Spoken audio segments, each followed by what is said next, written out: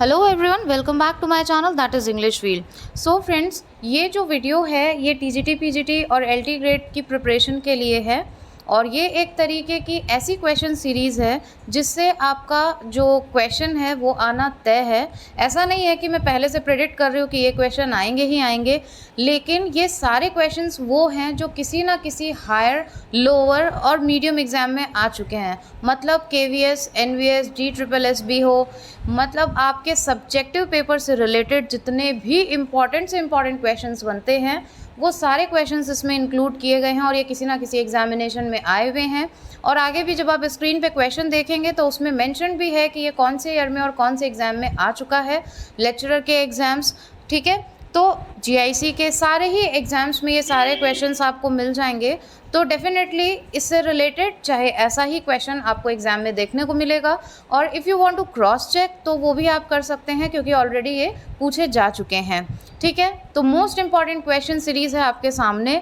यहाँ पे हम ये वादा नहीं करते कि आपको 1000 क्वेश्चन कराएंगे, 500 कराएंगे या 5000 कराएंगे, लेकिन वादा इस बात का है कि एग्ज़ाम आपका क्रैक कराने में ये क्वेश्चंस बहुत ही इंपॉर्टेंट रोल प्ले करेंगे। विश्वास है वहाँ पे सब कुछ है और जहाँ विश्वास नहीं है वहाँ कुछ नहीं है। तो चलिए, without making any delay, let's start this question series which is going to be very beneficial in your journey. Naturalism is the idea or belief that only natural laws and forces operate in the world, only spiritual laws and forces operate in the world, only supernatural laws। तो हमेशा आप elimination method का use करिए, मतलब कौन कौन से नहीं हो सकते हैं उनको क्रॉस आउट करते जाइए। एग्जैक्ट आंसर पता है तो कोई प्रॉब्लम ही नहीं है, लेकिन अगर आपको एग्जैक्ट आंसर नहीं पता है तो elimination method is the best method. आप उनमें से एलिमिनेट करते जाइए जो कि क्वेश्चन से बिल्कुल भी रिलेट नहीं करते हैं, आपको अपना आंसर खुद ही मिल जाएगा। जैसे देखिए, सुपरनैचुरल लॉज से तो नेचुरलिज्म बिल्कुल भी रिलेट करता ही नहीं है, neither natural laws nor spiritual. अब जहाँ पे नेचुरल लॉज की बात है और नेचुरलिज्म ही नहीं है तो वो तो वैसे ही रिजेक्ट हो जाता है।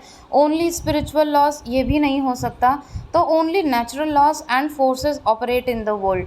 नेचुरलिज्म का मानना होता है कि ये जो वर्ल्ड है, ये जो एनर्जी है, ये नेचुरल है। ठीक है, जो naturalism presumes that nature is in principle completely knowable, मतलब जो भी प्रिंसिपल है वो नेचुरलिटी पे काम करता है।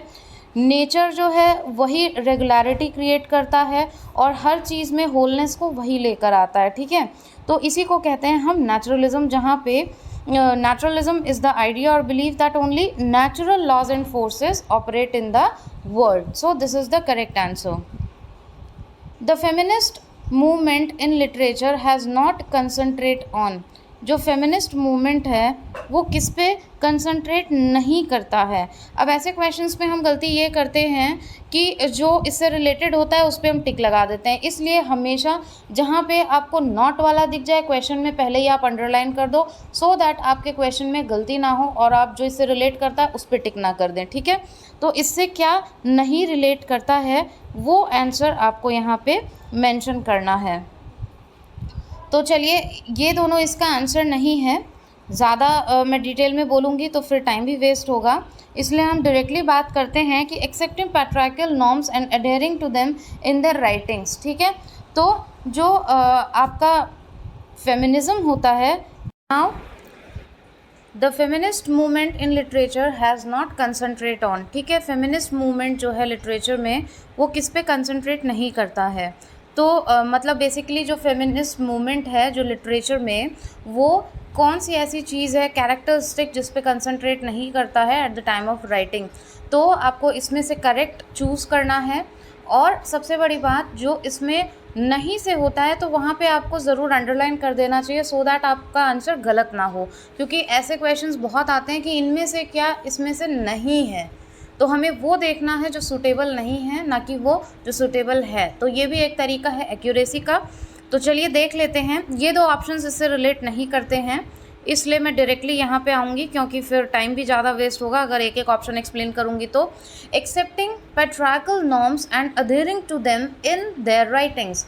तो ये जो फेमिनिस्ट राइटिंग होती है इसमें पैट्रियार्कल नॉर्म्स पे ये ज़्यादा मतलब फोकस नहीं करता है। पैट्रियार्कल मीन्स होता है कि जहाँ पे जो मेल है हेड ऑफ़ द फैमिली माना जाए, या फिर जो पूरी लीडरशिप है, जो लीड है, वो मेल के ही हाथ में रहे, ठीक है। जैसे जो प्रॉपर्टी होती है फादर टू सन को जाती है, तो उसी तरीके से इस पे ये स्टिक नहीं रहता कि इसी से रिलेटेड हम चीज़ें लिखेंगे, ठीक है। तो ये जो चीज़ है ये गलत है, ये इसे एक्सेप्ट नहीं करता, ठीक है।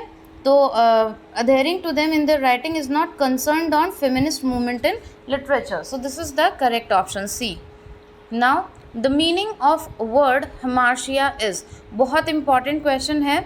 fatal flaw को हम कहते हैं hamartia, जहाँ पे जो हमार्शिया है, जो एरर है या फिर मिस्टेक इन जजमेंट आप बोल सकते हो, that is called fatal flow. और ये जो टर्म है वो इंट्रोड्यूस किसने की थी? एरिस्टोटल ने की थी अपनी बुक पोएटिक्स में। इससे रिलेटेड जो कुछ इंपॉर्टेंट क्वेश्चंस है वो भी मैं आपको बताती जा रही हूँ साथ साथ में, और ये बहुत ही इंपॉर्टेंट क्वेश्चंस है, इग्नोर करने वाले बिल्कुल नहीं है। इसलिए मैं हमेशा बोलती हूँ whenever you are going to attempt any series from English field, तो प्लीज़ अपनी कॉपी पेन ले के बैठिए, क्योंकि यहाँ पे व्यूज़ बढ़ाने के लिए नहीं, स्टूडेंट्स की, एस्पिरेंट्स की जितना संभव प्रयास हो सकता है, जितनी उनकी अच्छी हेल्प हो सकती है एक अच्छे कंटेंट के साथ, वो जो आप 10 से 15 मिनट अपने प्रेशियस टाइम जो इस वीडियो को देते हो, उस वीडियो का, आपके टाइम का एक फ्रूटफुल रिज़ल्ट निकलना चाहिए। बस इंग्लिश फील्ड उसी पे काम करता है। हम बहुत ज़्यादा क्वांटिटी में बिलीव नहीं करते, हम बिलीव करते हैं क्वालिटी में, और वही आपके काम आती है। इसलिए प्लीज़ जो इंपॉर्टेंट पॉइंट्स हैं उनको आप नोट भी करते जाएं। नेक्स्ट क्वेश्चन है, how many lines does the ballad meter traditionally consist? Ballad बहुत ही इंपॉर्टेंट है, और जो लिटरेरी टर्म की प्लेलिस्ट है उसमें आपको ये सारे टर्म्स बहुत ही एग्जेगरेटेड फॉर्म, मतलब जितना अच्छे से समझा सकती थी मैंने एक्सप्लेन किया है, तो वो आप ज़रूर देखें। तो बैलेड में कितनी मीटर ट्रेडिशनली कंसिस्ट, कितने मीटर होते हैं बैलेड में, ठीक है। और बैलेड होता क्या है, इससे पहले ये भी आपका जानना ज़रूरी है। तो बैलेड में 4 होते हैं, ठीक है। There are 4 lines in traditionally ballad, tetra and tri meter, ठीक है। टेट्रा और ट्राई मीटर इसमें यूज़ होता है। और बैलेड होता क्या है, एक तरीके का narrative species of folk song है ये, और जो कि एक स्टोरी बताता है और ओरली ट्रांसमिट होता है, मतलब ये गा कर के बताया जाता है और एक स्टोरी बताता है। It's kind of a story tell, ठीक है। नेक्स्ट देख लेते हैं, the term ecological imperialism was count by, ठीक है। ये टर्म किसने कॉइन की थी और किसने कौन सी टर्म कॉइन की है, इस बारे में एक अलग से वीडियो भी है, वो भी आप देख सकते हैं। I will provide you link in description box. So the term ecological imperialism was coined by Alfred Crosby, ठीक है। अल्फ्रेड क्रॉसबाय के द्वारा ये कॉइन की गई है। D is the correct option. Next है, a form of verse adopted for singing और recitation which presents a dramatic और exciting episode in simple narrative form is called. अभी अभी मैंने आपको ये एक्सप्लेन किया है, ये बैलेड होता है, ठीक है। It is a form of verse adopted for singing, अभी मैंने बताया, जो कि गा के रिसाइट किया जाता है। प्रेजेंट्स अ ड्रामेटिक और exciting episode in simple narrative form, ये एक नरेटिव फॉर्म है, ओरली ट्रांसमिट किया जाता है, और इट टेल्स अ स्टोरी, और ये स्पीसीज ऑफ फोक सॉन्ग है, ठीक है। नेक्स्ट देख लेते हैं,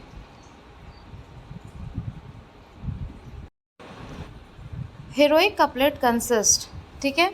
हीरोइक कपलेट क्या होता है, इससे रिलेटेड क्वेश्चन ज़रूर पूछा जाता है, और इसके बारे में भी पूरा वीडियो अलग से बना हुआ है। आयम्बिक पेंटामीटर लाइंस राइम्ड इन पेयर्स, ठीक है।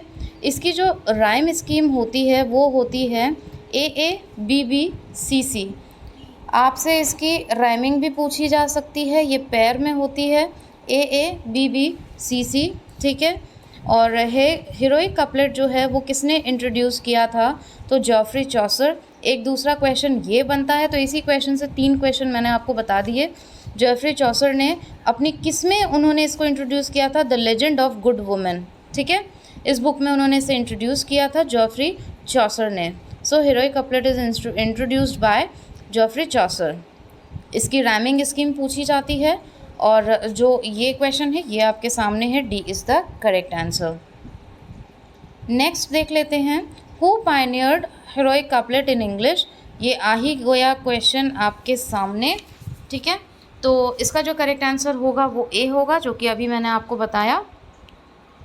Who is associated with theory of deconstruction? Deconstruction जो थ्योरी है वो जैक्स डेरिडा की है, जिसमें आप किसी भी चीज़ को डायरेक्टली ना समझ के उसको ब्रेक करके समझते हो।